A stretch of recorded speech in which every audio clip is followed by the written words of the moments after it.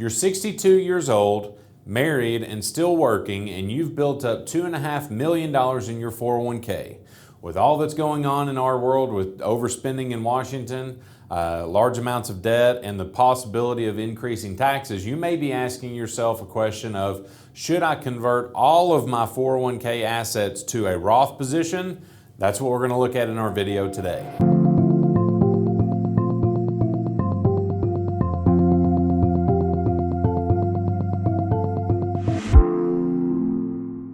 Hello, my name is John Vandergriff. I am one of the owners and wealth planning team lead here at Blue Ridge Wealth Planners, where we help people transition into retirement through the process of planning, or if they're already in retirement, making sure that they're planning for the things they need to maximize the savings that they have put together. And so we're going to look at a video today that's a little bit unique.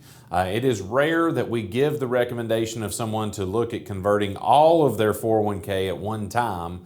So we're going to lay out some of the parameters that we look at in our video here and see what type of scenario this could apply to. You may look at this and say, this scenario seems pretty far-fetched.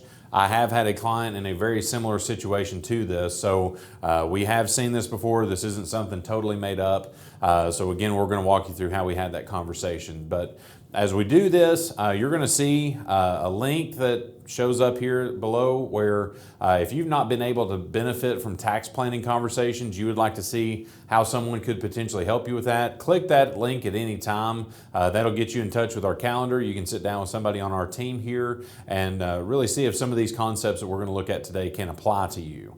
And with that being said, two things we like to start off our video. First, a disclaimer. This is going to look at a very particular circumstance, so don't act on the things on this video without consulting with a CPA to know the numbers that you have, but also working with a tax planning professional to make sure that you have everything on the table that you need to consider before you do some of these things. And then secondly, as we look at this particular situation, you may think, man, these are great videos. We would encourage you to subscribe to our channel, share it with other people, leave us any comments, interact with this so that we can know if this is connecting or any questions that you have that we can reach back out and answer. So with that being said, dig into our content here, and this would be one that I would encourage you to stay with us to the end, because we're going to look at all the parameters we need to look at here. 62, married and working, $2.5 million, should they convert everything? And so again, there's going to be a lot that goes into this conversation. We're going to be primarily focused on income and taxes today, but when we sit down with someone to create a plan, really we need to make sure that we cover our bases in all 5 of these areas.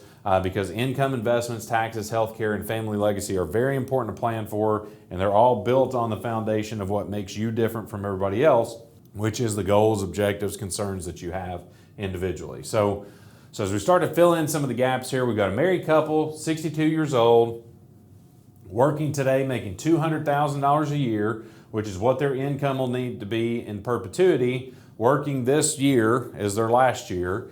And when they make the jump to retirement, they are going to be able to turn on a pension that will pay them combined $180,000 a year of income. And then Social Security, when it kicks in, will be $85,000 a year for them. So pretty high income level. And again, the Social Security may not kick on the next year. It may be their full retirement age. We'll talk about some factors of why we may not wait until retirement years to do this conversion. But as we look at this, more income coming in the future than they need, and they've got a large amount of savings that they really don't need for income. But we're going to talk about the impact of RMDs on this 401k to their income later. Because the reality is, when we look at this, if they don't need distributions from this, they're going to have a 13-year runway before they need it. How big is that $2.5 million going to get? And the bigger question, how taxable is it going to be at that point? So as we look at this and we start to, have this conversation, we need to understand all that goes into the conversation of Roth conversion. So obviously this is moving money out of an IRA, 401k, any type of tax deferred account. When that happens, it's a taxable event, whether it goes to a Roth or not. And then if it does go into a Roth position, that Roth IRA needs to be in place for 5 years before you get completely tax-free distributions. And then if you do that conversion over the age of 59 and a half, the principal that you convert is available for you during that 5-year period, but the growth on that money would be taxable. So if you had a large amount of gain and then you went to liquidate that account before the 5 years was up, anything above your converted amount would be taxable. After the 5-year period, all of it is tax-free. So as we start to plug in the details here of this situation, as we said, more income in the future than they need, than they're currently getting. So obviously that's a situation where they probably won't need anything from their savings as we look at it.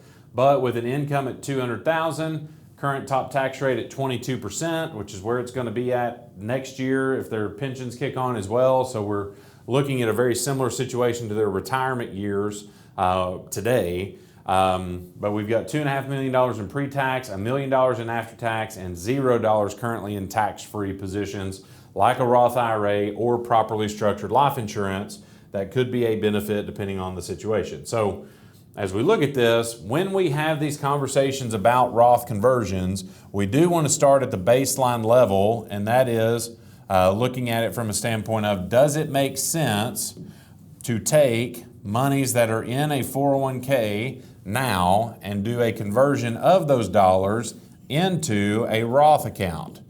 So again, it could happen inside of your 401k if they allow it, or you could do a rollover, convert that into a Roth IRA. But what we're looking at here is just a fundamental lesson of what we need to focus on in considering this decision. So $100,000 of 401k money, we're going to look at it first as if it doesn't move. So obviously it will continue to grow tax deferred here, stay at $100,000 of value. If we take that entire 100 and we convert it to a Roth, well, that's going to trigger a tax event of $100,000 on top of the income that you would have. So this year, for this particular couple, if it was on top of their $200,000, that would be mostly a 24% tax hit, which means they would have $76,000 that would start that Roth. And a lot of times people will discourage you from doing Roth conversions at this step and say, you're going to make less money if you do this Roth conversion because your account won't grow as fast as if you just leave it alone. Well, that's an extremely short-sighted argument, and it's looking at two different buckets of money because the 401k is completely taxable growth. As we just pointed out, if we play by the rules of the Roth, all of the growth here moving forward will be tax-free. So as we look at this, let's go further down the line, invest this money the same way. That way we're taking care of things that are in this conversation that have nothing to do with taxes, like time, inflation, internal rate of return, all those factors there. And so as we look at this, if we are in this position, the Roth doubles to $152,000, the 401k doubles to $200. We know that if we take this out and it's been longer than 5 years of the Roth position, we know we've got this full $152,000 at our disposal anytime we need to get to it. The 401k depends on the tax environment at the time you take your distribution. If we are at a position where we have the same 24% tax bracket later that we do today, what you will find is that the bottom line numbers here are exactly the same, $152,000. Now, this does not go along with the way that most people think about retirement, because the way we've been trained to approach this type of conversation is our tax environment is going to be higher while we're working than it is when we're in retirement, which for this couple that we're looking at today will not be the case. But let's look at it if the taxes did go down. Even though we're getting tax-free growth on the Roth account, what you will notice is that this couple would be better off to leave the 401k in place if their taxes went from a 24% bracket down to the lowest bracket of 10%. Now, I don't think that's likely for this scenario, especially when you factor in the impact of RMDs, which we will do shortly. But let's say they get into a position where they have a 30% tax in their retirement years instead of a 24%. You may say, well, that doesn't seem like a big difference. Well, it means you have less money at the end of the day, or more taxes that are going out, whichever way you want to look at this. And again, if you are looking at the scenario where your income is going to be higher in retirement and it's going to be $100,000 plus, I would be anticipating, or at least investigating is probably a better word, whether this type of conversation makes sense because of the overspending that's happening in Washington, the large amount of debt that we have, but also the proposals of tax increase that we already have on the table and probably will continue whenever the tax code that we exist in today sunsets after the year 2025. So with that being said, we need to look at this situation today at the income level that they're going to have, but also what happens to the investment buckets when they don't touch them. Because this couple didn't have $2.5 million when they started working. It built through compound interest. Well, that process is only going to continue if they don't need this money over a longer period of time. So they've got $2.5 million today in the 401k. If they get a growth on this of 6% net, and we're assuming they're invested aggressively since they don't really need this money, for the next 13 years, that would put them in a position where they would have $5,600,000 of value in those 401ks. And when forced to start RMDs at 75, they would have to take almost $230,000 out of this account and add it to an already high income level. So as we look at that, their income at RMD time, when you take the pension, Social Security, and RMDs, would put them at almost $500,000 of income. Which again, it may ring a little bell in your head. We've all been trained here lately to think differently if our income goes above $400,000. We see that there, which means they are most likely going to be in the top income tax rate, whatever that is at that particular time. But just for those who believe in indexing with tax brackets, we indexed the inflation on the brackets I'm going to show you later to show you what kind of impact this really could have.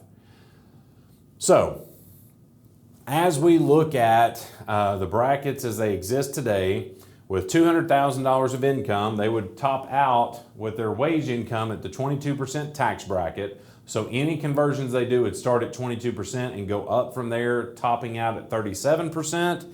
You may say, John, that sounds terribly high. Well, again, we have to compare that to where we've been in the past.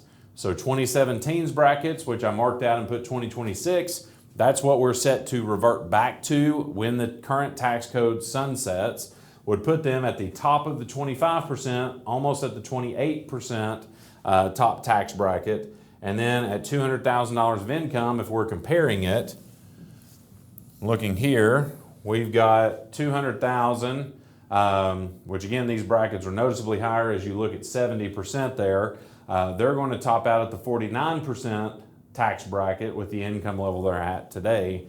And again, I'm not predicting 1981 is the thing that's going to take place, but this is the last time that we had higher tax brackets than what we've gotten used to, and we need to throw these things into the equation just to see what that could look like if we fall in that position in the future. So as we said, just to compare, starting distribution tax today would be at 22%. If they went to do conversions now, it would be 22 and up. If we waited till later at $200,000 of income, that would be 25, and then 49,000 would be the tax, again, on 200, not the 265 that they're going to be looking at when pensions and Social Security starts.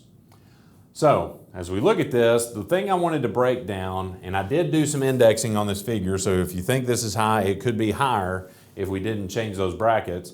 But the cost of that RMD that we looked at, which was almost $230,000 in today's money.